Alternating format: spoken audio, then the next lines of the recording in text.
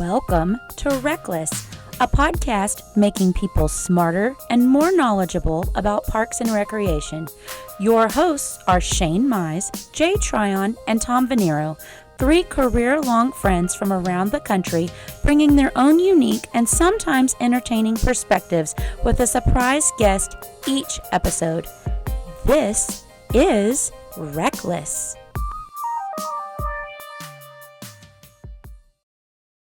Hello, everybody. Welcome to another episode of RecLess. This is actually now our fifth episode. I am your host today, Tom Venniro, and as with us, as always, Jay Tryon and Shane Mize. Hey, guys. How's it going today? What's up, gang? Going on? What's everybody doing?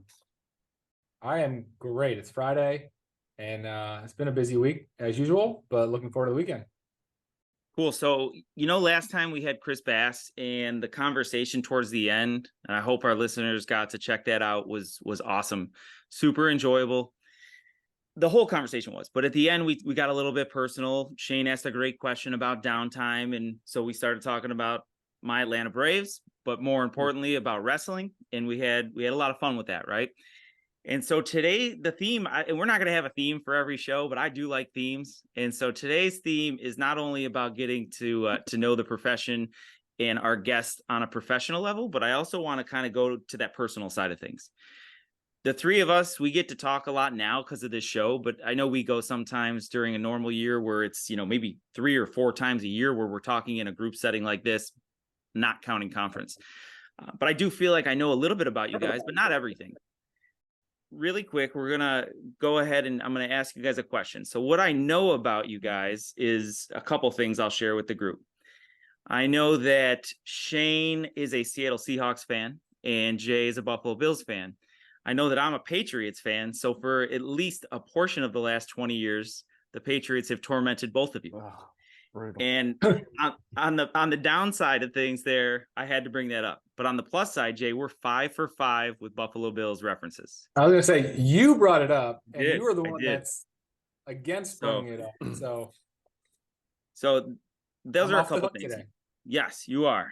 You also know that I love Disney. I know that Jay and I like to try a whole lot of different foods. I like to cook. I like to dabble in all this. Shane will indulge some of that when we're out together. But typically what I know of Shane is he'd be happy with a steak and some eggs every day and a couple monsters, right? Every day. That's all I need. So that's a little bit that we know about each other. And what I'd like to just do to start is ask you guys, just like Chris, you asked him, what does he do to get back to him?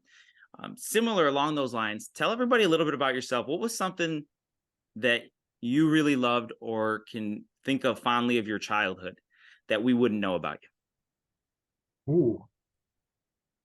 It's a good question. You gonna go first, Jay, or you want me to? If you're ready, go for it. Not really, but we put our guests on the spot all the time, so we'll do this as well. I'm a highly sensitive person. I'm an introverted person. I like routines. I live in those spaces. That's what makes my life comforting. My brain just goes all the time. And so things, when I think back on my youth, the things that I liked were going to a grandparent's house, both sets of grandparents, and just eating the food that I knew that they would make there, walking the trails or reading the books or hearing the stories that I knew that they would have, going into the attic for one of them, and they'd have that attic set up where we could play, and another one would have golf clubs set up and you could go hack around in the backyard. And I think of all my memories as a child, my most fondest memories are the times that I spent with grandparents in a spot where you can just authentically be you. You can be vulnerable, that they're loving you 100% for who you are. Grandparents have that special connection, right? Like they were harder on your parents, so they can be easier on you, right? Like that whole saying, you can either raise your kids or you can raise your grandkids. That was an experience for me that I got to enjoy my grandparents and enjoy the warmth and the comfort that those homes provided me. We didn't have to go anywhere. We didn't have to do anything. It just felt like a safe place where I could be me and relax. And as a kid, that was always in their head, always thinking, always, trying to figure out a better way to do something, to go to a respite and just be able to be it's what I seek now. You know, y'all talk about, I go to places that are pretty secluded for vacations, or I'll come home and batten down the doors and just hang out with Hannah. It's probably what started me on that journey of being able to just enjoy downtime and quiet time at the rate that I do and that I probably need to. I can definitely relate to that as someone that grew up very close to my mom's mom, my grandmother, which is where a lot of my passion for food came from. And my mom's side of the family is Greek, and she was a phenomenal Greek cook. We have a lot of family recipes that have been kind of pushed down to not only to my mom, but to my kids and to us and my brothers and my siblings, that we eat Greek food all holidays, or a lot of different Greek recipes throughout the holidays. But I also, my passion for this field started when I was young, because I was very fortunate. My parents, I grew up on a street that was a dead end to a park. So I literally am like the definition of a park and rec kid, that I had a playground less than 100 feet from my house, like from the day I was born. So I was always at the park. And that's so, like, you go to my parents' house, we're the third house from the end is a playground. And then my backyard actually backs up to a little league. So I have been involved in baseball in some capacity my entire life, not just playing, because I played t-ball, I played little league, but I also then, my first job ever was working the baseball diamonds. So I did the grounds crew, I was an umpire. So I literally was like enthralled with baseball from a player, and then actually working it all through high school, through college. I did the grounds crew for probably 6 or 7 years. I was an umpire, started when as young as I could. Like, I think I was probably 12 years old being an umpire for 8 and 9-year-olds. And that was like the start you could do it. And then I did it to the age group that I could, as far as I could go up. So always been involved in just being outdoors at parks, and especially baseball. But then also I grew up in a neighborhood that literally, as you guys probably did, you don't come home until the lights come on. We're on our bikes, we're in the neighborhood. We're just kind of like, who's going to whose house today? We're playing street hockey, we're playing football, just in random areas and alleys. And like, that was my childhood. Literally, our neighborhood was just probably 20 different kids my age, 1 year up, 1 year down. And every other day after school, those scheduled pickup football games, pickup hockey games, pickup baseball games, kickball. We created our own games playing bat ball, which is kind of like a hybrid of baseball and kickball. And this is what we did. It's just, we didn't really look to go anywhere else than just the neighborhood for our entertainment, and we're always active. And it was, I loved it. And to this day, those were some of my closest friends that I grew up with. But at the same time, like, I push that for my kids to have this opportunity to go to your local park or neighborhood friend's house to, like, just play outdoors, be creative, get away from the technology and just have fun. Wow, this is like a therapy session. Got to do this more often. I can relate completely with both of you. So I won't, and you guys said it so well, so I won't go into all of that. I'll just go with just a simple kind of odd fact that people probably wouldn't know, that I don't talk about a lot. So in addition to all those experiences relating with grandparents and Jay, that whole childhood, growing up in your backyard and in the areas right around your house, that sounds very similar to my upbringing too. But my father, he at one point bought a store and he opened a sports card show or shop. So that was a part of my life for probably from when I was maybe 6 or 7 to about 12 or 13. And we traveled all over the place, all over this region anyway, to Canada, anywhere in Western New York, Buffalo, Syracuse area, and went to those card shows on a regular basis. You know how they used to be in the malls. Mm-hmm. So it was just a kind of a cool thing as a kid, to have that little bit of a inside access to it, and a unique part of my childhood. Met a lot of people that way. A lot of nostalgia wrapped up in buying a pack of cards and hoping you get the one that everyone's got an envy for. Yeah. And now I've learned, my brother, he got back into it. So, as being 3 years apart, we grew up pretty close, and he was kind of like the second in command. I was always just the little guy that was there. If they asked me how much for the card, I was like, I don't know, Joe, look at the Beckett. How much are we selling this card look for? Look at the Beckett guide. Yeah. I'll look at the guide, but I found out that adults have gotten into the trading card business in a major way recently. It's a huge industry again. Yeah. And Noah's into it a little bit, but like I'll see him watch like a YouTube video of someone buying a box and they're like looking for that one card that has like a $5,000 value or whatever it is. And like it's a huge thing now. It's pretty cool. Yeah, live breaks. So I didn't know that. I need to go look at my old cards, see if I got any money sitting in those boxes. And the cards have come a long way. It used to just be like, you know, obviously a picture of the player. Now they're like sewing pieces of a jersey into the cards, and they're like 3D raised cards that like you hold them a certain way and it looks a certain angle. And then it's wild. That's cool. I didn't know anything about it. Yeah, good stuff. So we could probably talk about this for a while. What happened before the call was Shane and I hopped on, and I keep telling these guys here, I'm like, hey, cannot give away your guest. Cannot give away your guest. It was not even 30 seconds into me talking that I said my guest's name to Shane. So Shane knows, Jay doesn't. And Jay, this is you. The game's on you because Shane clearly is already in the know. So our guest is, it's on me. My mistake. So our guest, absolute home run hitter, regular presenter, including a keynote in Shenzhen, China, at one of their first Rec and Tourism conferences. Our guest holds a senior executives in state and local government certification from Harvard. Our guest is a Academy member and also sits on the board of directors for the Academy, as well as a committee chair or co-chair for the Justice, Equity, and Diversity and Inclusion Committee for the Academy.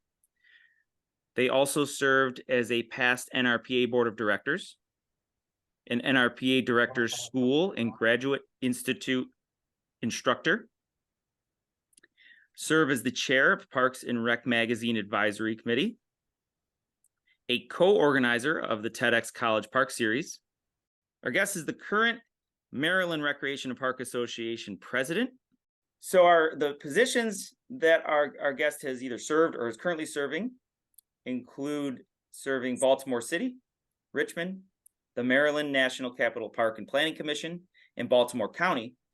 Currently serves as the director of the City of Annapolis Department of Recreation and Parks. Jay, do you have an idea?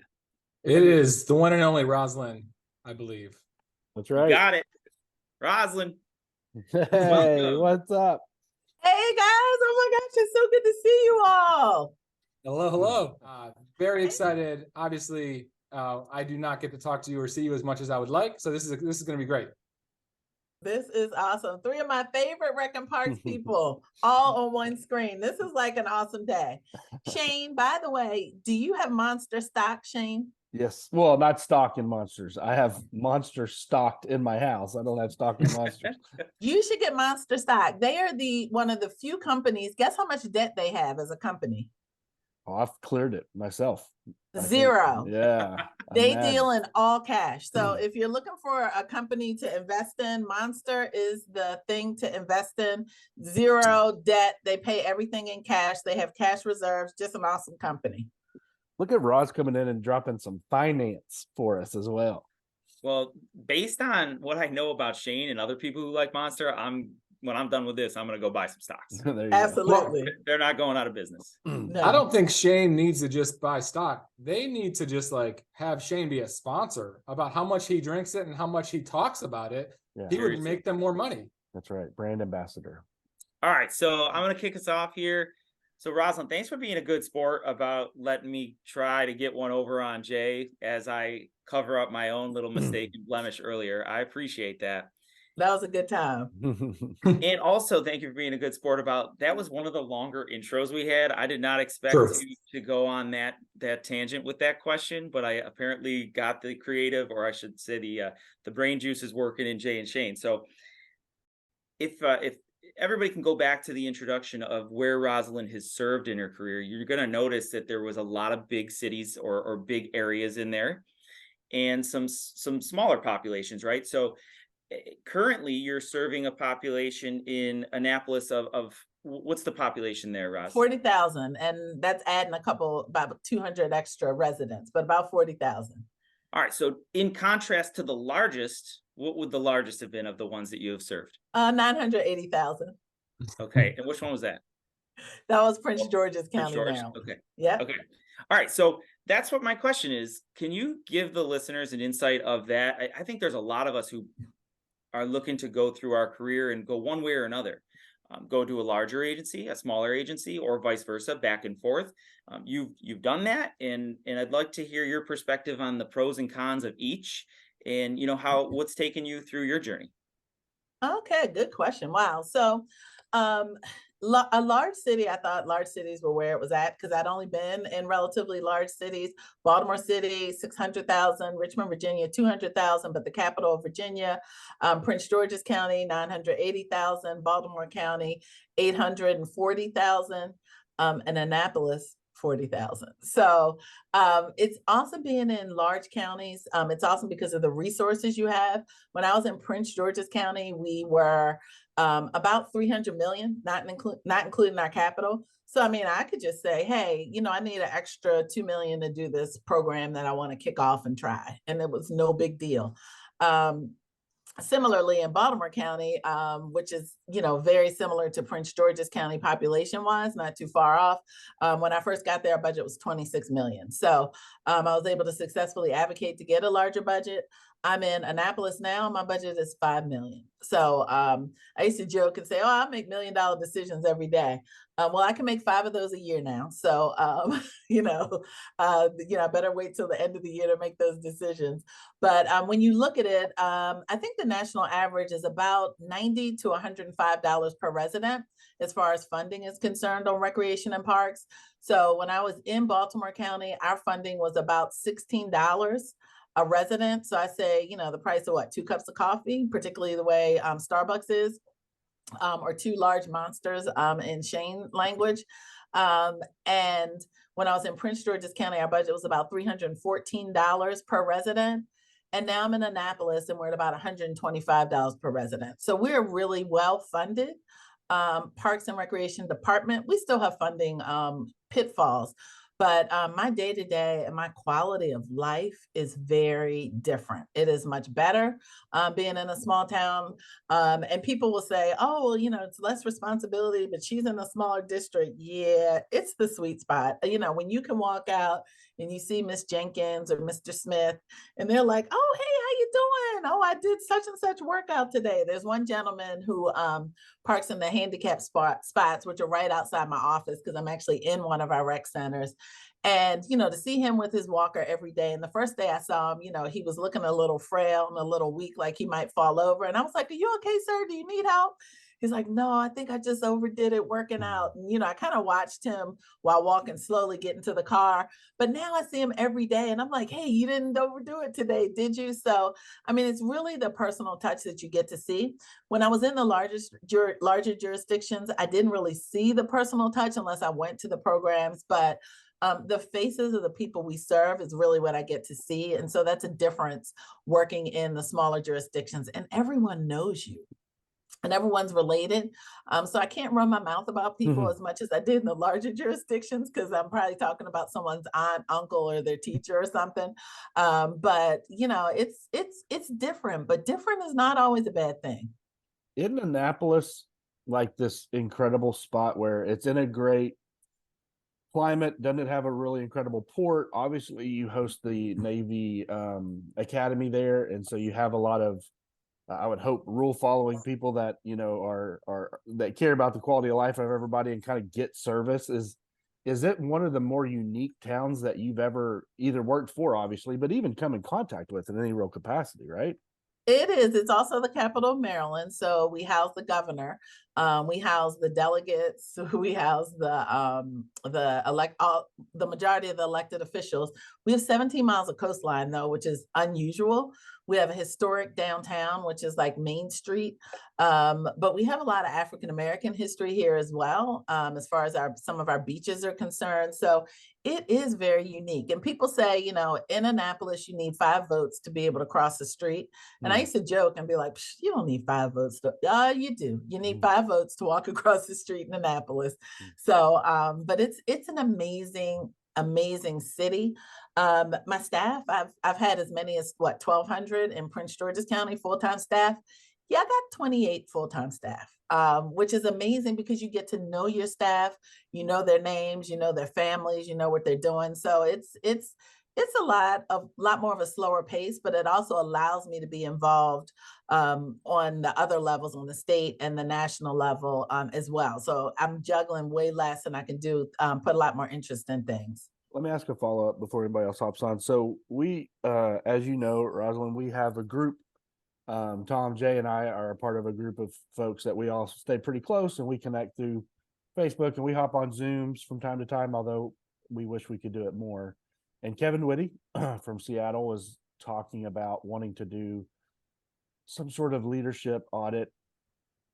And, we were talking about leadership and what leadership looks like. Does leadership in your mind change from a 1,200 person director to a 28 staff director? Like, do you see your leadership style changing, or do you implement it different, but the leadership style is the same? Or do you come in and you're just authentically who you are and they have to fold into that? How does that work? Because it's such a huge transition from almost a figurehead department head to almost someone that's rallying the troops every day amongst the troops. Like, it feels like at least where leadership happens is in a different spot, but is your leadership different? Good question. No, it's the same. I only know how to be one person, and that's me. And so I'm fortunate that I've never had to be someone that I'm not, or pretend I'm someone that I'm not. If you talk to any of my team members that I've worked with, they will say, yeah, that's her. And they'll describe me no matter what, pretty much the same wherever it is. I have those tough conversations with my staff. I want to grow them. I want to support them. We send people to director school. We're going to send people to supervisory management school. So it's the same. It might take us a little bit longer. There might be a year in between that we send people. But, here, my team wasn't really involved on the state or national level. So it's getting them involved. And, when my team went to the state conference, we sent, I think we sent 7 people, which for us is a lot. And they were like, whoa, this is, amazing. And, just to interact with people, and we're sending 7, including myself, to national conference. So it's about getting your staff exposure and getting them connected to people. So no, leadership is pretty much the same, regardless of, where I am, and just, supporting my staff, because my staff, they're the ones who are doing the work. If, you really want to know the truth, and they're knocking it out the park. Yeah, I think this topic of different size agencies, I've always been so intrigued by this, because like we talk to people all the time that obviously, Shane mentioned our group, and you have myself and Tom and Shane and, Katie Keller and Kevin Whitty and Sarah Sandquist. And like all of us obviously are doing the same thing. We're all serving, but we're doing it in different parts of the country. And some of us have 30,000 residents. I'm in Mecklenburg County. We have over 1 million. So like, we do kind of cross paths on like how things are different. But from a leadership style, like it's a great topic on like, how is it different? When I was in Indian Trail, we had 5 full-time staff, obviously like very different setup than what I have in Mecklenburg County. But obviously like the goals are the same with what we're doing from a programming perspective, from awareness to engagement, camps, events, everything. Now, you mentioned like you have a little more flexibility to be involved in other capacities, but you've always done that, prior to whatever role you've been in, whether it's board of directors, whether it's director school, whether it's TEDx, like there's always been a drive that you've had to be engaged in outside involvement. And how has that been a focus, and how have you been able to balance that like workload and that? Because obviously it's all extracurricular, but it's benefiting you, it's benefiting your agency, because you can bring things back to you that you're going to learn from those other folks. But how have you found that balance? Because I think, Tom and I and Shane, we've sat in different roles, and it can be a hard balance to like be able to maintain what you need from your day to day, but also like wanting to further your involvement in other capacities. Yeah, so excellent question, Jay. I feel like I'm preaching to the choir because you all are super involved as well. So you know how it is to balance. But I've gotten to every place where I've been and where I am because I don't say no. And that's my rule. Like the one time I was going to say no, I remember they called me up and they asked me to teach a graduate institute. First of all, I didn't even know what director school was, let alone graduate institute. So I was like, oh, boss. Oh, thank you so much. Oh, I'm so flattered. Okay, let me think about it. I'll let you know. And I was like, Psh. I hung up the phone. I said, I'm not doing that. Direct Graduate Institute, like that sounds like a lot of work. And it was right before Labor Day. And I was telling my boss about it. I was like, oh yeah, like they called me and asked me to, teach at Graduate Institute. And I was like, I'm not doing that. He's like, call him back and tell him yes. And I was like, wait, what? And he was like, tell him yes. My boss, I loved him. And, I don't really challenge. Well, I mean, I will challenge my bosses, but not on something like that. He was like direct. And I was like, but it's a lot of work. I'm going to be gone for a week. And he's like, no, I support you. Tell him yes. And I mean, talk about a group. It was everyone who Graduate Institute was everyone who had gone through director school. And so they were like experts. And I remember the first class, and I had, done my work and I had prepped and everything. But the first class, he almost ate me alive. I had Cindy White, Simon from Pigeon Forge. I mean, it was an amazing group of people. And I was like, whoa. So I had to pull an all-nighter. It was like being back in college. I pulled an all-nighter. I was doing my research and getting my PowerPoints and everything together. But you do what you have to do. And it just all works out in the end. And sometimes we're in the middle of it. And Tom, you know this too, when, we were doing TEDx College Park. And I was like, oh my gosh, I think I bit off more than I can chew on this one. I don't have time to do it. But you have amazing people around you who are amazing at what they do, and they force you to be better. And you guys are three of the people who force other people to be better, and to not be kind of the weak link. So our families, we're fortunate that our families understand, that work comes first, and we just make it happen. And it always, always works out. I have to remind myself when I'm in the midst of things, it's always going to work out. So, sometimes it's sleepless nights, but it's ebbs and flows. We lie and tell ourselves, oh, if we can get to summer, it'll slow down. Well, fall's really busy now too, right? And, we've been through COVID, and COVID, I'm thinking if you can make it through COVID, you can make it through anything. I mean, that was a time where all of us, our decisions that we made could kill somebody. And that was like a tough time mentally. You're like, okay, can we go back out there? Can we give out food? Can we open our centers back up? What does it look like? And all the leaders and all the people who pitched in. And we were fortunate in our department, we didn't lose anyone. And I was out there right with my team, and I was coming home after we did food distribution. I remember we shut down on Friday, March 13th. On Monday, March 16th, we served our first meal. And they were like, people are like, you're serving me? Yes, because schools are closed. And who's the second largest provider of meals outside of schools? It's Rec and Park. So if they're shut down, we're moving up. We're the first largest provider. So figuring out safely. So when we gave out food, I was like, oh my gosh, if I can make it to next week, that means I didn't get COVID. And I was like, if I'm thinking that, my staff are too. So we need to, figure out some ways to work smarter. But you just do what you have to do. It's a love of our profession. And we're thieves, and we're thieves who share. We will steal a good idea in a second, and who we're stealing it from will give us the template and the lessons learned. So, it's when people around the country, getting involved just makes it so much better and so much easier. Roslyn, I love what you said there. All of it I can relate to, and I'm sure Jay and Shane and many of our listeners can.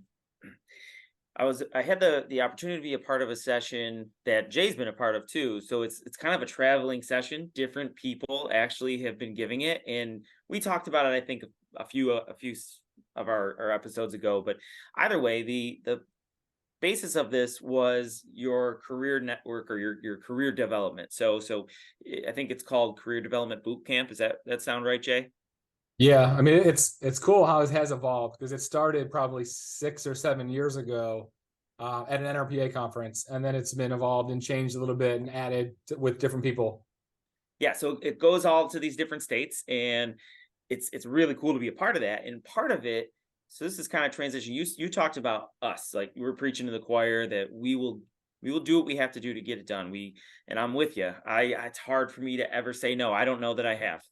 And I think it served me well. I think some people would call us crazy, but I think it served me well. So on the flip side of that, now I come to an agency, and my people see me doing what I'm doing. They see the involvement. And I want them to buy in, and I want them to see how we benefit, how I benefit, what it's done for my career.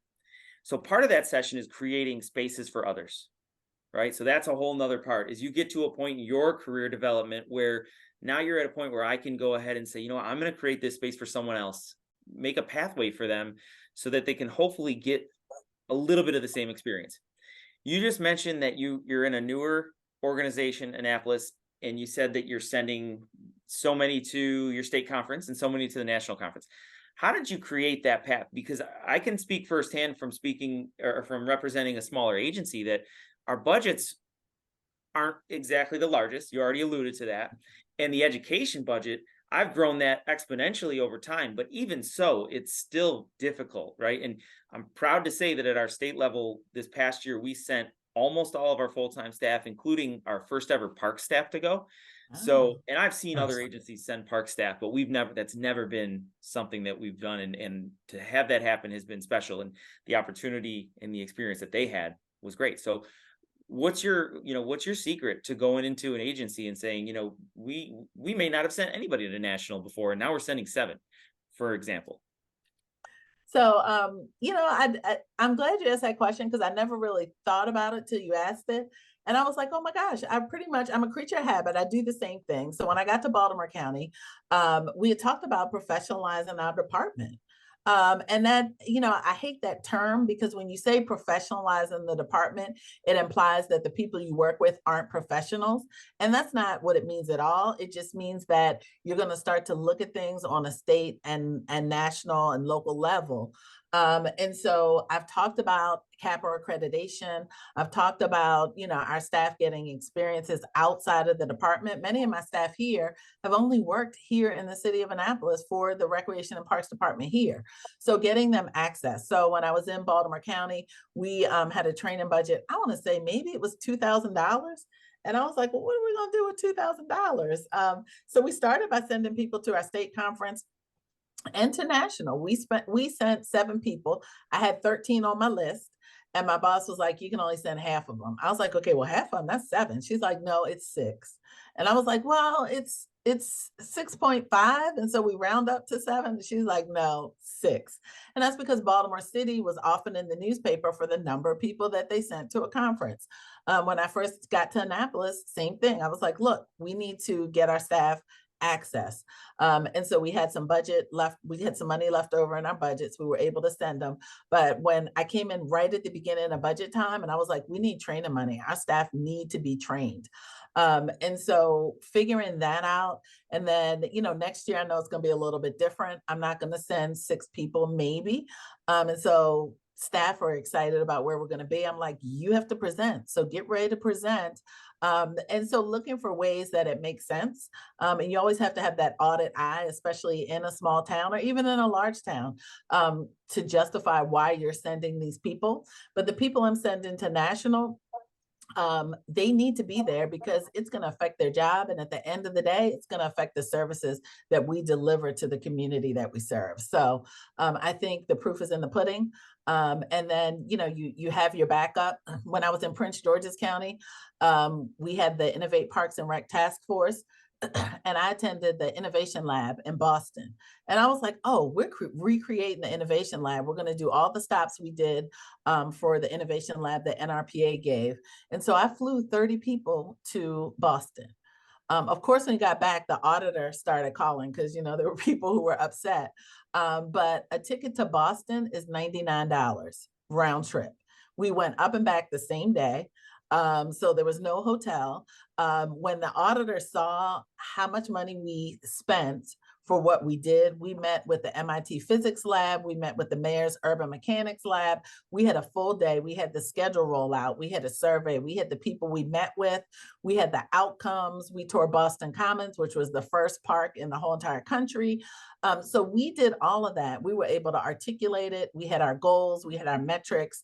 By the time we finished with the auditor, she was like, well, how were you able to do all that with so little money? It's like, okay, thank you. Have a great day. So it's also justifying what you do. So people don't think, because it sounds like, oh, we flew to Boston for the day and we, drove all over and then we came back. No, we learned a lot. And here's how it's going to benefit Prince George's County at the time. So bringing back that information and people seeing the difference and seeing the investment in themselves, it's also a morale booster too. So being able to articulate those things, I think, is helpful. Roz, I got a question for you, and it goes along the lines of some of the things you just recently highlighted. And I think I've always known this, but it became maybe more clear just to even talking about it. You have worked, you kind of glazed over some of these large departments that you ran and almost made it sound like it was a very easy thing to do. But anyone that's in our industry knows that you dealt with a lot of adversity and a lot of political concerns, especially in some pretty volatile areas. I mean, Baltimore in and of itself can be a pretty volatile political climate as well. And so you worked in the county of Baltimore, the city of Baltimore, some large metro areas as well. And I think you have faced probably as much adversity as anyone I can think of in our industry at times. You had that thrown against you, right? And I know when I come up against adversity, I have quotes, or phrases or things I lean into to kind of, get my head right again. What is a quote or a series of quotes or phrases that you say to yourself when it gets really tough, when you're kind of looking inward for a minute, maybe even feeling bad about yourself, and you're like, I got to snap out of this. What mental gymnastics do you use to get yourself back on track to be the leader those departments are expecting? Good question. So it is tough. There is a lot of adversity. There've been instances where I've actually been fired and they're like, yeah, but we need you to work 2 more months. And it's like, okay. And then you're like, this is some BS. Like, you're firing me, but you want me to work 2 more months. You want me to show up and you want me to do well. But I only have one way to work, and that's to give my best. So a couple of things help and guide me. One is well-behaved women rarely make history, and I'm trying to make history. So, sometimes I'm a flip a table. And so no weapon formed against me shall prosper. This too shall pass. My mama didn't raise no fool. And my mother always said, if you stand for nothing, you fall for everything. So, and I remember that I'm Fred Johnson's daughter too. And my father didn't take any crap. And my father, whenever he said I was just as nice as I could be, I'm like, oh, Dad, you cursed him out. So, I can go there if I need to, with the best of them. But, at the end of the day, I remember when I was in Baltimore City and we had to terminate all the custodians. And we went to privatize custodians. And so we were working with a company. And I mean, the centers were not at all clean to the standard that they had been cleaned with our custodians that we had. And I remember I said to one of the vendors, these dirty ass rec centers. I had gone through a lot of iterations with him. And he called the council president on me and said I cursed at him. And I was like, what? I cursed it? Like, so then it's not about his cleaning or his lack thereof and the waste of the taxpayers' dollars, but it's about the fact that I cursed at him. And so since then, I was like, okay, you know what? I'm not cursing at work anymore because nobody's going to make that the issue. So I also learned from my mistakes too. And I realized I don't know everything. And so sometimes I have to bounce things off of people, but I'm fortunate that I also have a support network too, of people that I can call and say, look, here's what happened. And they're like, no, you're not crazy. Don't back down. That doesn't make sense. No, you stand up for that. So, that's what kind of guides me. And then if you do what's right, then, sometimes people aren't going to like it and they aren't going to be happy about it. But I never sacrifice my morals or my values. And that's my line in the sand. That's amazing. If I didn't curse, I'd have a quiet office, I'm afraid. Roslyn, you were talking about, I want to back up a little bit. You're talking about professional development and going to trainings and classes. And it's cool. I actually send a survey out to our staff every year, and it's completely anonymous. There's only 5 questions. And one of the questions is, if leadership can support you in one role in addition to your job, what would you like from us?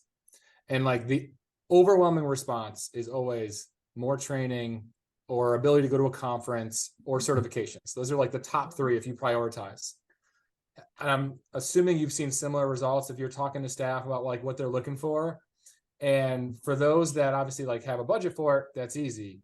If you do not have a budget that is large enough for the amount of staff that you have, and obviously there's ways around different things, but is there a focus that you've been able to implement so that all the staff can get some sort of piece of the pie, knowing that not everyone can go to a state conference or a national conference? Yeah, so that's the importance of these local, state, and national networks, is that if you can't afford training, go on a trip to visit another jurisdiction, because the jurisdiction will do the training for you, because you know, who doesn't want to highlight what they do, what they have, and all those things. And when you drive on the van that you have to another location with staff, that's team building, that's bonding, that's FaceTime with people they otherwise wouldn't have FaceTime with.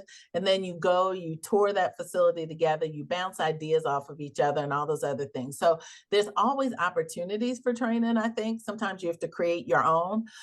In jurisdictions where I've been, I will do the cultural competency training because I do it around the country. So it's like, okay, let me, at least train my staff. And, it's a little awkward because it's like, okay, your director's given the training on cultural competency, but they also get to see your values that you have and where you're placing your emphasis.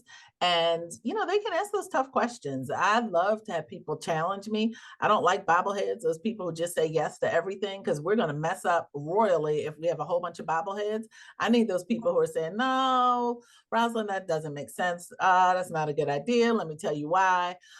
So I think creating those opportunities for them to have buy-in to. I got here a week before I had to present budget at the council. Well, actually, that's not true. 2 weeks before I had to present the budget to the council. And so I'm like, well, does anybody have the budget? Like, we don't even have a budget person in our department. So I pulled together all of my top people. And I was like, okay, where's the budget? And so we were in there doing it together. And I was like, wait a minute, you all never saw these goals? And they're like, no. And I'm like, so do you buy in with these goals? They're like, well, they're not really goals for us. And so I'm like, no, we're going to create the goals. Okay, I'm new, so I have a honeymoon period. We're going to create these goals. So my team, we created the goals together. So there's buy-in, there's training around that. And they're like, we never thought about it that way. So I think it's important. One of the first things I do too is have Enneagram training with my staff, and it's emotional intelligence. And that's where they learn about themselves. And it's about $350 a person. So there is an investment, and I, will roll it through over different fiscal years, but it says we're investing in you. One, you get like a 42-page report about yourself. Who doesn't want to learn about themselves? And then you get an hour with an executive coach just to talk about you confidentially, like your strengths, your weaknesses, your pitfalls, all those sorts of things. And that helps boost morale too. And that's probably one of my biggest investments in the staff, especially in a small department. I've done it in large departments too, but it says, hey, I value you. Hey, I want you to learn about yourself. And then we come back and share, and everyone's completely vulnerable. And so, I'm sharing what my Enneagram number is, they're sharing what theirs are. And then we're seeing, oh my gosh, no wonder that program sucked that we put together. We had all, pick an Enneagram number on it. We didn't have any diversity as far as Enneagram or the way people think or, emotional intelligence. So, I think you have to create the opportunities, because staff do want training and a certificate. Like, people are building their portfolio. Just make a certificate. If you do a training or if you visit a site, give them a certificate to put in their portfolio as well. The Enneagram thing's great. I don't know if you guys have done that. Our city did something similar. I'm a 5 wing 4, and I've thought about any future jobs I apply for, just adding that to the resume. Like, this is me. Now you know how I'm going to react in bad situations and good situations. It's a very interesting thing. Roslyn, have you ever heard of the working genius concept? No.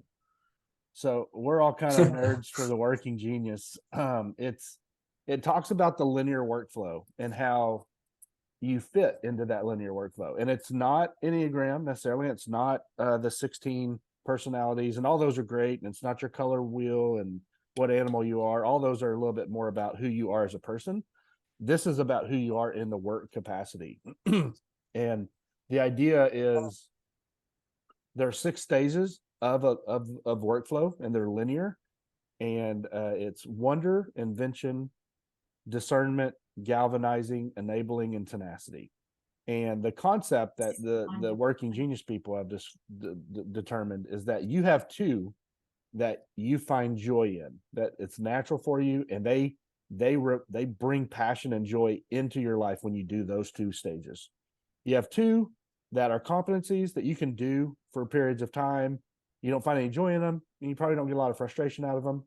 And then you have 2 that will drain you. Now, once again, none of this has anything to do with if you're good at it. You could be really good at one of these tasks, but you don't find any joy in it. And doing those for large stretches of a time really drains you. And so working genius is a pretty interesting thing. It's about 2 years old. Us 3 plus Michael Bedenstein, John Stutzman, and Neil are all nerded out about it. And we've even talked about doing some sort of presentation where each of us take one phase of that linear workflow process. I'm a WI. Jay is a DT. I was wondering if you were going to remember. Is it DT? No, DG. DG. And then No. And Tom has T. What's your other one, Tom? GT. Yeah. So it's pretty interesting to find out who you are. And when you look at phases of the workflow, like I'm working on a master plan. I was telling Tom before we hopped on, I'm in way ET work. I'm downstream into this master plan, and anyone that Next knows me week knows, you guys are presenting at council, right? yeah, and I am done with it. I have gone from wanting to have the most innovative master plan in the country to hating everything associated with the phrase master plan. And I couldn't figure out why that was happening to me. And we hired a new assistant director about 8 months ago, a gal named Kelsey Hayden. She's amazing. I brag about her on this podcast a lot. But she came in and was like, I think you're just not in your working genius. And she sent me this episode 1 podcast, and I listened to it, and I was like, oh yeah, like I love creating things. And as they start to go downstream, I get bored with them really quick. And so that may be something for your team. It's really quite affordable. It's $25 for a test, and you get a team map and some other things and an admin. We actually sent our admin they did a 1 week training where we're going to be working on rolling out Working Genius more. But I just thought we hadn't talked about it yet, which is crazy for us because we talk about it a lot. I was going to say the same thing when Roz was talking about the Enneagram. I was like, how have we not brought up Working Genius yet? Because when we first dove into this a year ago, 6 months ago, it was like nonstop texting about it. And Roz, I would highly recommend it. It's awesome. It makes you think differently from a work perspective. The other ones are all personality. This is not personality. It literally and it solves so many questions, or maybe not questions, but it gave us a lot of feedback from like Shane and I. Like we're opposite in our path. Like I am a very, very strong D, and he is definitely not close to a D. But that's why him and I we butt heads, but it's in a positive, fun way because like I understand it now and he understands it now. So it's really cool. And I had my team do it, and I think a lot of staff that have done it that we're friends with have had their staff do it too. And it maybe has opened up eyes on like who should get a certain task based on what brings them joy. Well, I'm all over it. Don't worry. That sounds perfect too, because I think, we might have some of the wrong people on the wrong task, Jay. So you hit the nail on the head. I love that. So I'm getting ready to be a genius on Working Genius. There you go. Do the research. There you go. It was funny. We would talk to Tom, took it, and it gave him a new perspective on people, because also you'll see once you get into it, there's a responder level and a disruptor level, and some of your staff are just responders. They need to be pointed in a direction, and some people are like, I can see around these corners. And so when you're one person and you look over and you see someone not responding, you can look at them as lazy, or you can be like, man, this person isn't motivated, when really they're just waiting to be engaged next. And Jay and I had been like old ladying ourselves in this industry for 15 years. We argued all the time about everything. I could never come up with anything without Jay giving me 17 reasons why it wasn't going to work, and we would argue about it. And now it's so clear. Like there are times where I'm like, Jay, I don't need your D right now. I'm not trying to discern anything. I just want to talk about this out loud, get it out of my head. It's rattling around in there. And then there are times that I can come to him like, okay, I'm ready for you to tell me all the reasons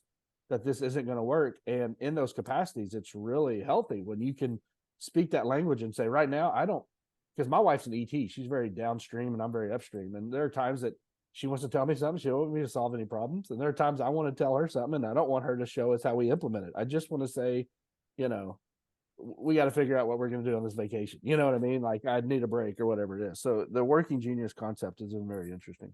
Oh, I love that. I'm excited.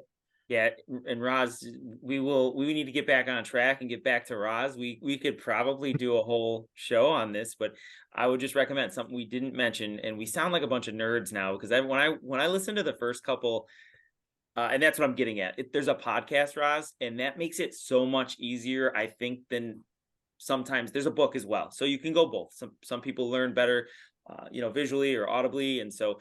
The podcast was great and it really puts things in perspective, and they all talk in these letters. I'm a D, I'm a I, and I was like, why can't you just say the full word? And now I'm listening to Shane and Jay talk about all of it in terms of letters, but it certainly does not only help you understand yourself, but the people around you. And that's a big theme of it is you can't, seek to understand, not to be understood. So it's great. I recommend it. We've been doing something that's kind of, I don't want to say rapid fire necessarily, but we're all going to go around and ask you some questions about something about yourself in this case. And so I'll start and then you can give us an answer as long or as short as you'd like. And then we're just going to go around the horn a couple times. So you took this trip and this was last year, correct? What, the Africa trip or the Greece? The Greece trip was the one that I remember following on Facebook, but go ahead. Tell us about just a little bit about both those. Those are trips that I don't think a lot of people will even think to take, let alone get a chance to do. And so, tell us about your experiences, what that meant to you and getting a break from, the grind and why you chose to do that. So it's interesting. We're talking about personality testing. So I'd always wanted to go to Africa. And so I was like, oh, I want to go on a safari in Africa. So I didn't do a lot of research. I'm not a researcher. Shane is like the best person to probably go on a trip with because he has a backup plan to the backup plan. He knows the weather. He's planned for everything with his Enneagram number 5. I'm a 7. Sevens like to have fun. So I'm like, show me the fun. Where is it? I'm going to love this safari. So I went with one of my friends and, he and I have been friends for forever and literally just platonic friends. So we decided, I was like, hey, I want to go to Africa. Do you want to go? He's a real estate agent, so he can always go. He's like, yeah. He's like, where do you want to go? I was like, the Serengeti, where is it? And he's like, it's in Tanzania or it's in Kenya. I was like, oh, okay, let's go to Tanzania. So then I'm like, but I want to end up at the beach. And he's like, oh, okay. I said, oh, what about Seychelles? He's like, that's too far north. It's going to be a long flight. He's like, what about Zanzibar? I was like, oh, there's a club in DC called Zanzibar. And I kind of like that club. So yeah, Tanzania and Zanzibar, that's where we're going. And I didn't really do any research. And so he like looked at the trip and did the little bit of research.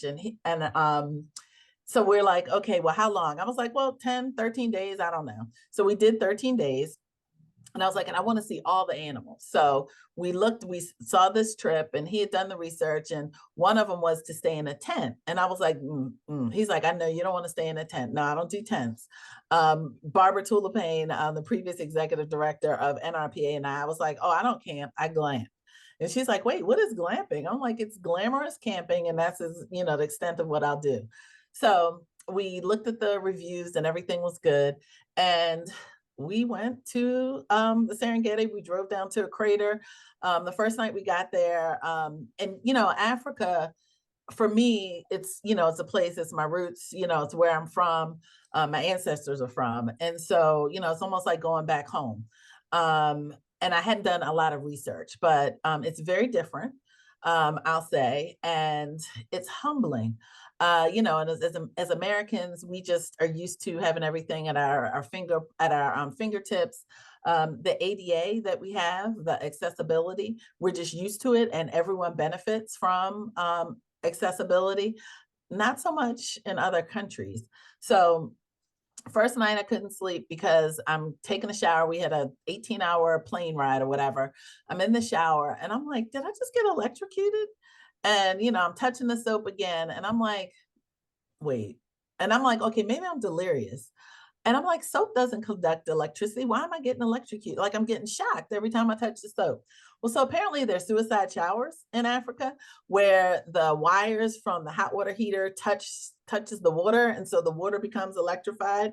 So needless to say, I don't know how you stop a shower mid-shower. Like, do you finish washing? Do you just wash important parts? Like, what do you do? But you got to get out of there because you're getting electrocuted. And it's like 3 o'clock in the morning. So needless to say, we had accommodations. We had paid for like $200 to $300 a night hotels, and we ended up in like $45 a night hotels in Africa. So that was super interesting. We went on multiple safaris before we went to the Serengeti. And so the Serengeti is like the mother of the safaris. And when you go on a safari, if you can see what they call the Big Five, it's like a big deal if you see the Big Five. So of course, I didn't do my research. So I'm like, okay, well, what do you mean the Big Five? What's the Big Five? So he's telling me the Big Five, and I'm like, okay. So we're looking, we had already seen a leopard. So that was exciting. A leopard was in the tree. And then we're, going through the Serengeti, and we're in a Jeep, a stand-up Jeep, where the top can open up. And we turn left. We see the cheetah, and then we turn left. And I'm like, oh, where are we? And he's like, oh, this is where you're staying. And I was like, no, there are tents here. Like, where's the hotel? And he's like, no, this is where we're staying for 2 nights. So I can say I slept in a tent in the middle of the Serengeti. And just so you know, like, my first question was, where are your guns? And they're like, oh no, we don't have guns because there are no fences around this tent encampment. And I'm like, well, we just left like the cheetah down the road, and we just saw lions. And so how's all that work out? And they're like, oh, the animals will come to the camp. And I'm like, no. Okay, so do you have guns? They're like, oh no, we would not shoot animals. And I'm like, okay, wait a minute. I'm like, well, what if an animal comes to our tent at night? And they're like, oh, just bang on the tent wall. And I'm like, do we have guns in our tent? He's like, no, there are no guns. So needless to say, I spent 2 nights. I didn't say I slept 2 nights in the Serengeti, but I spent 2 nights in the Serengeti. And it was probably the most amazing and phenomenal trip ever. When you see lions in their habitat, and we're like riding all around the Serengeti looking for the animals, trying to catch them. And so at one point we came upon 5 lionesses, and they're chilling because they had just eaten. And they're on like at the bottom of the rocks, just trying to cool down. And then they jump up to the top of the rocks, and it's really just me and my tour guide and the driver. And so I'm like standing up, I'm getting these pictures, and I'm standing up in the Jeep, and I'm maybe 8 feet from these lions who had just eaten. And then they're up top above me, and I'm like, oh, this is kind of dangerous. I feel like they could just do one leap and jump into into the Jeep. And so I get all these amazing pictures, and I'm like, okay, I'm ready to go. I'm telling the drivers, and they're like breathing a sigh of relief. And I'm like, were you all scared? And they were like, oh yes, it was pretty close. And remember, nobody has guns. And I just got caught up in the moment. And I'm like, well, why didn't you all say anything? And they're like, well, we wanted you to get good pictures. So it was a trip of a lifetime. Our hydraulic fluid in our Jeep was leaking. And I'm like, oh, okay. And they're like, we have to go get some hydraulic fluid. And again, I don't know what hydraulic fluid is for. So I'm like, let me Google it, and I have to wait until I can get service. Well, apparently that's for shifting gears, like the transmission and the brakes. So I'm like, okay, we're going 10,000 feet into the crater, and we're driving down like these dirt roads. It's starting to rain. And at one point, I literally, and I'm not exaggerating, I really was like, this is the stupidest thing you've ever done. You didn't do your research, and like, you're getting ready to die, and they're not going to be able to find your body because you're going to slide down this slope, and they're not going to be able to get to you. But we made it out safely. And then we had to go to like some mechanics. We got stuck on the side of the road and had to drive to a mechanic shop, which, everything was an experience, but it really made me appreciate what we have here. And, you look at the average income. They told us the average person makes $85 a month. $85 a month. So, it makes me appreciate any Africans who've been able to come to America to live. Because if you're making $85 a month, how do you save up for visas? How do you save up for an airplane ticket? And I mean, just so very happy. They're the happiest people. The customer service was excellent. And I'm like, if you're making $85 a month, here comes these, Americans and people from all over the world who have all this money.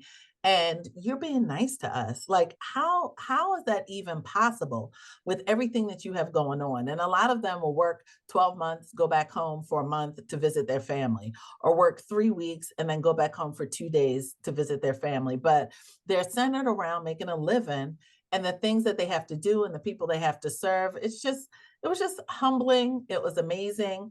And I realized that as Americans, we just have way too much. Crazy experience. Yeah, that sounds amazing. I also followed your path for your trip, so I'm just going to steer the other direction. What was your favorite island that you visited in Greece? Oh my gosh, my favorite island, hands down, was Santorini. Okay. So again, I don't really plan stuff. I really went to Greece because I wanted to take this flying dress picture. So my friends are like, "You're going all the way to Greece to take a picture in a red dress?"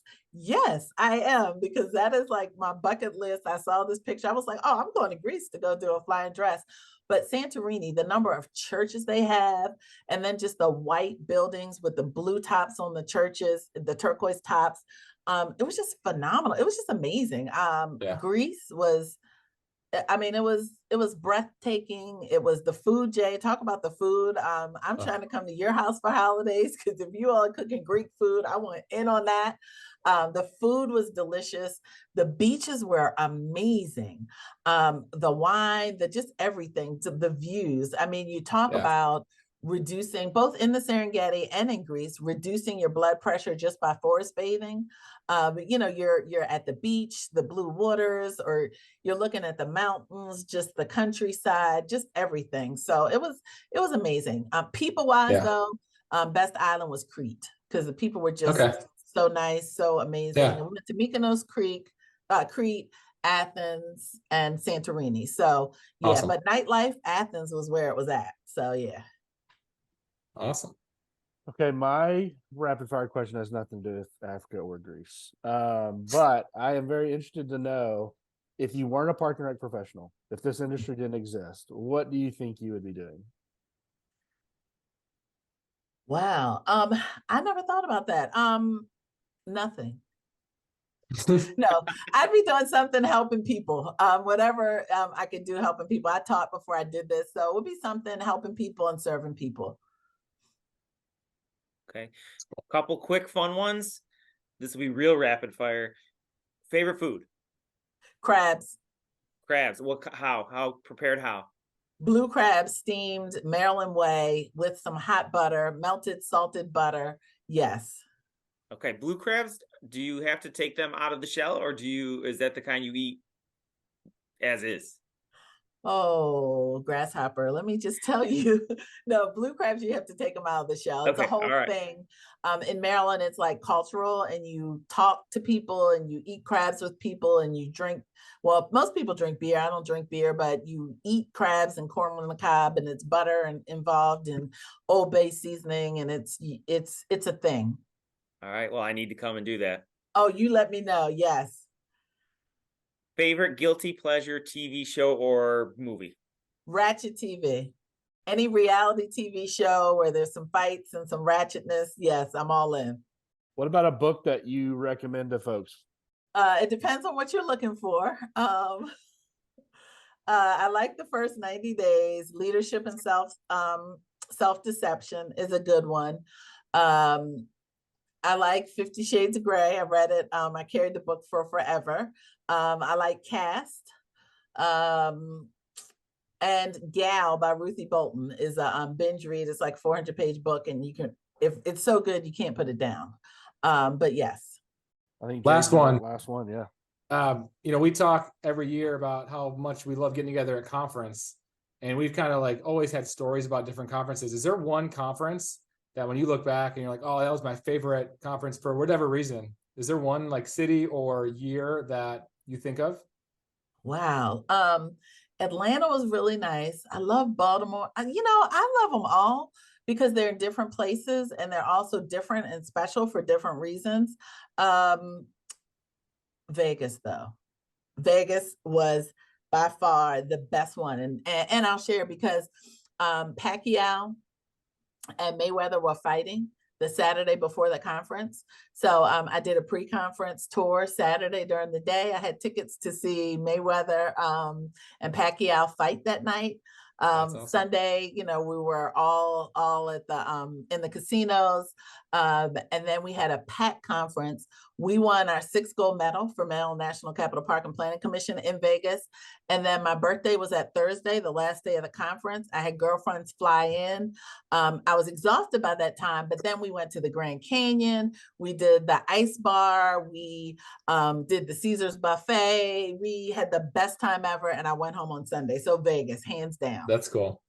It cool. sounds like quite the trip. Yes. Someone, I think that was either the last or one of the few episodes we had Janet. Janet Bartnick talked about how she could make a little bit more out of each one of those conferences she attends. And you certainly did. That might top it for everybody. So Roslyn, thank you so much for joining us. I enjoyed every bit of this, and especially just learning more about you on the personal level too. So thank you so much. We're so thrilled to have you, and we hope you have a good weekend. This was great. Awesome. Thank you all too. You guys are awesome. This was a lot of fun. So thank you for the opportunity. And I can't wait to see you all at conference in Dallas. Yes, we'll see you soon. See you. All right, Roslyn. Take Take care. care. Take Bye-bye. care. That was great. Great job, Tom. Yeah. That was really good. Another Roslyn and I, awesome guest. We had a what do you want to call a briefing conversation, which I don't know if you all do that. I mean, we're only 5 episodes in, and it's funny, your different guests are going to be different about it, right? So Chris Noons was my first guest, and he was like, yeah, whatever, let's just go with it. And Roslyn was the same way, but I just wanted to talk to her. That conversation, I said, do you have 5 to 10 minutes? Our conversation turned into about 45 minutes, and it was phenomenal. It was just like today, but totally different things we talked about, and just someone you could talk to for hours and learn so much from and about. Yeah. I think a lot of people listening to the podcast, a lot of people in our industry could learn from the adversity she's dealt with. I don't think there's much in her repertoire she hasn't dealt with in her time in her career. I've always thought very highly of her and how she's always seemed to handle it with grace and professionalism in class. I've always been very impressed by her. And I think through all the adversity too, which is more impressive, is just like the positive attitude that she's taken from each one. It's like, nothing has affected it long term. It's actually grown and shown her to be a stronger person, and it's going to make her a better professional, which is awesome. Yeah. She's an open book. I love that. And Shane, I don't know if I'm the one keeping score here, but I feel like this is the 3rd episode in a row that you got the question of the day. And this time it was based on just being a perfect question for the guest. When you asked about the adversity and some of the things that she says and quotes she lives by, I was blown away with what she came back and said. I hope that everybody gets to listen to, if anything, that segment of this podcast, rattling them off. Yeah. And they were all phenomenal. It's like she had them locked and loaded, which is authentic to the question, right? I don't want you to have something you have to go find. What are those 1, 2, 3 quotes that we all have them, when it gets tough, what do you think about in your head? And man, she had 4 or 5 that she obviously keeps close to her heart, and she was able to recite them without any hesitation. And that's how you know it. She answered it honestly, but I thought all those were great. Yeah. Sorry, I've coughed at times. I tried to mute myself, but I'm, for the listeners here, if you heard me coughing earlier, I'm sorry. I'm battling a summer cold. So this is what it is. All right, guys. I think that will do it for this week. Thank you all for joining us on another episode of RecLess, and we'll see you next time. Great job, Tom. Awesome. See you guys. Thanks, guys.